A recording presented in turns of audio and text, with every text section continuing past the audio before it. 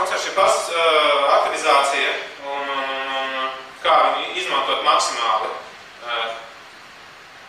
Ko darīt tādu, lai nepaliktu tikai pie standarta līguma, saņemot tiešām veiksmīgu projektu, kas varbūt ir pat atsevišķos gadījumos ar piču atvinnēts savam konkurentam vai kādam citam. Kā panākt to, lai šīs investīcijas, ko jau mēs esam ar līgumu apstiprinājuši, ka mēs tērēsim viņas, kā panākt to, lai viņas būtu efektīvas un lai viņas nāktu atpakaļ. Atbildi gaužām vienkārša. Proti nepalikt pie šīs te pozīcijas, bet iet uz priekšu un izmantot šo te platformu. Ja ir viens teikums, ko es vēlētos, lai jūs atceraties no manas prezentācijas, tad tas arī būtu šis, teiksim, sarkanais citāts, vai pārfrāzēt mazliet savādāk, teiksim, nav jēga nopirkt smuku, foršu plazmas televizoru, ja jūs galīgi negribat tērēt elektrības rēķinam, kurš ir vajadzīgs, lai jums tas televizors rādītu skaistu bildi, lai jūs redzētu viņā visplašākajās, teiksim, iespējas, ko viņš spēj dot. Es domāju, ka šī brīža krīzes apstākļiem tas būtu īstenībā pirmais punkts, ar ko vajadzētu sākt domāt par sponsorēšanu. Nevajadzētu domāt par beigām, par skaisto daļu un par tām lietām, bet tieši sākt pie šī brīža situācijas tieši ar šo, vai jūs to varat atļauties kopējo komplektu nopirkt. Jo tikai nopirkt izkārtni, manuprāt, īsti nav efektīvi.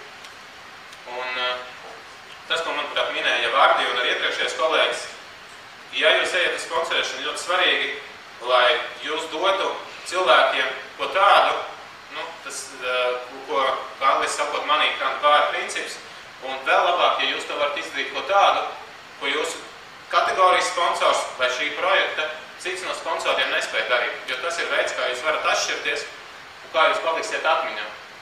Šeit ļoti svarīgs ir tas, ko minēja arī Ārtī sākumā, šis te burts, šī te uzticība, jo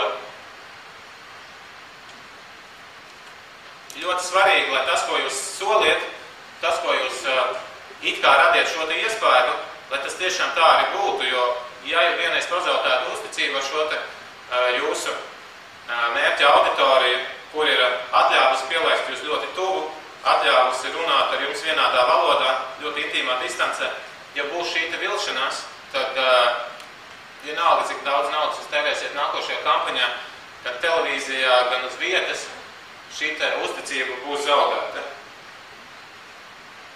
Un runājot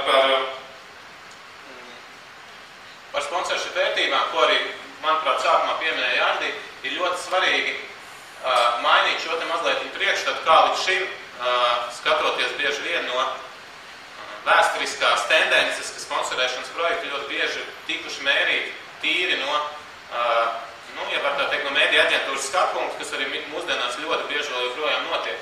Ir svarīgi paplašināt šo te redzes punktu. Es varu neiešu detaļās dziļi, jo izdevums materiāls pēc tam šis te būs. Svarīgi ir saprast šī brīža situāciju un ļoti svarīgi ir saprast šīs te domāšanas virziena maiņu, jo tikai mainot šo te domāšanas virzienu mēs varam piekļūt un varam padarīt šos te projektus efektīvi. Ļoti svarīgi ir tieši skatīties uz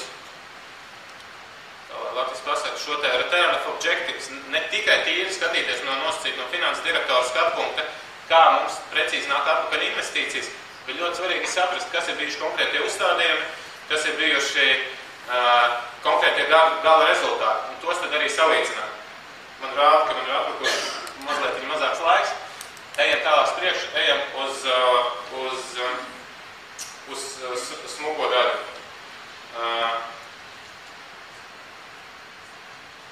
Ja būs laiciņš, parādīsim vēl pašās beigās Samsung video, arī varbūt vienu minūti parādīmē tagad.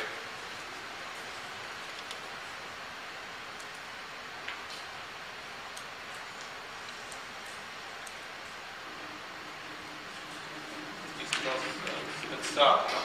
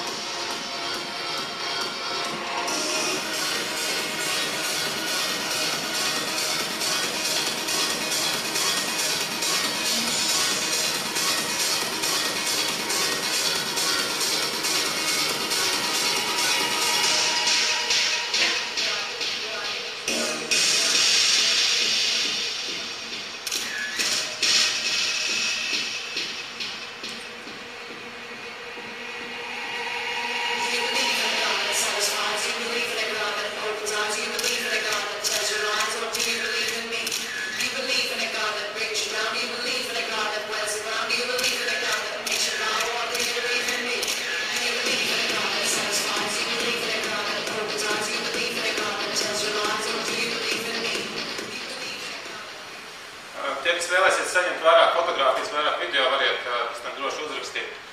Es domāju, šis pasaules klases produkts ļoti labi apliecina gan Samsung izvēli, kādēļ viņi ir šī teritorijā, jo ļoti daudz dinamiskas, aktīvas un uz tehnoloģijām orientētas auditorijas atrodas šī pasākumā.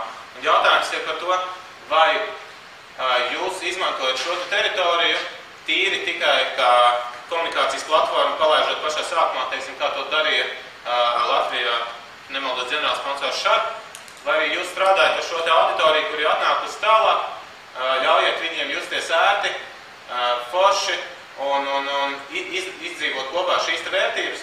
Ja, teiksim, konkrēts piemērs, ļoti daudz cilvēki, redzot šo, teiksim, visu izklaides vietu, nes kāpēc radās iespējas, un ļoti daudz prasīja, cik ir jāmaksā par šo prieku, lai mēs varētu nobildēties. Un tas vien jau rada šo teiksim, feedbacku, ja jūs spējat radīt tādu lietu, ko jūs dāvināt cilvēkiem par brīvu, kur viņiem rodās iespējas, ka to ir jāmaksā liela nauda, tad jūs jau esat ļoti daudz ko panākuši. Tāpēc arī konkrēti ir svarīgi izmantot šīs teiksim, sponsorēšanas aktivizācijas platformas maksimāli plaši. Tādējādi, ja jūs izmantojat pēc iespējas plašāk, jūs spējat kopējā mārketinga budžetā principā panākt arī optimizāciju. Jūs gan runājat ar saviem B2B klientiem, jūs gan taisiet iekšējo darbinieku motivāciju, manuprāt, Ardija arī šo sākumā minēja. Jūs panākat lojālākus darbiniekus, jūs panākat lojālākus klientus. Tas viss, principā, uzbūvēt uz vienu lielu projektu platformas, to visu jūs variet panākt. Un, kā arī atzīst Samsung pārstāvs Latvijā, tad šāda tipa projekti ir Samsung mērķis ne tikai tagad, bet arī ilgtermiņā.